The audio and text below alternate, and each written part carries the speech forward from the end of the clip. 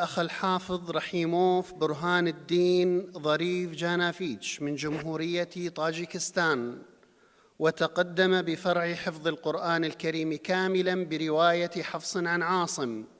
الثالث وهو الأخير: اقرأ من أول سورة الحجرات. بسم الله الرحمن الرحيم. يا أيها الذين آمنوا لا تقدموا بين يدي الله ورسوله واتقوا الله إن الله سميع عليم. يا أيها الذين آمنوا لا ترفعوا أصواتكم فوق صوت النبي ولا تجهروا له بالقول كجهر بعضكم لبعض أن تحبط أعمالكم وأنتم لا تشعرون.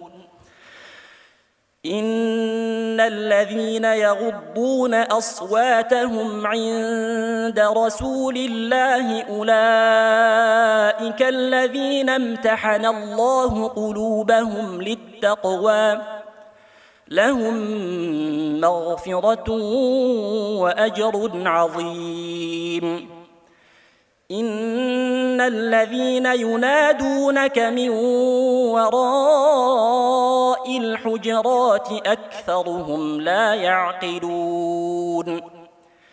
ولو أنهم صبروا حتى تخرج إليهم لكان خيرا لهم والله غفور رحيم. يا أيها الذين آمنوا إن جاءكم فاسق بنبأ فتبينوا أن تصيبوا قوما بجهالة فتصبحوا على ما فعلتم نادمين. واعلموا أن فيكم رسول الله لو يطيعكم في كثير من الأمر لعنتم ولكن الله حبب إليكم الإيمان وزينه في قلوبكم وكره إليكم الكفر والفسوق والعصيان أولئك هم الراشدون فضلا من الله ونعمه والله عليم حكيم. وإن طائفتان من المؤمنين اقتتلوا فأصلحوا بينهما فإن بغت إحداهما على الأخرى فقاتلوا التي تبغي حتى تفيء إلى أمر الله فإن فاءت فأصلحوا بينهما بالعدل وأقسطوا إن الله يحب المقسطين.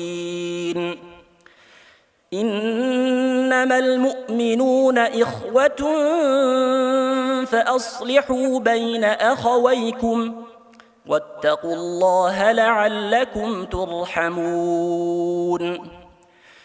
يا أيها الذين آمنوا لا يسخر قوم من قوم عسى أن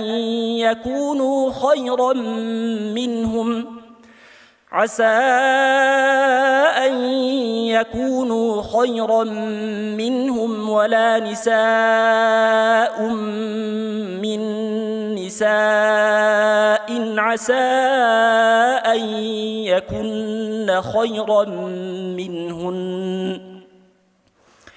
ولا تلمزوا أنفسكم ولا تنابزوا بالألقاب بئس الاسم الفسوق بعد الإيمان ومن لم يتب فأولئك هم الظالمون. حسبك، بارك الله فيك.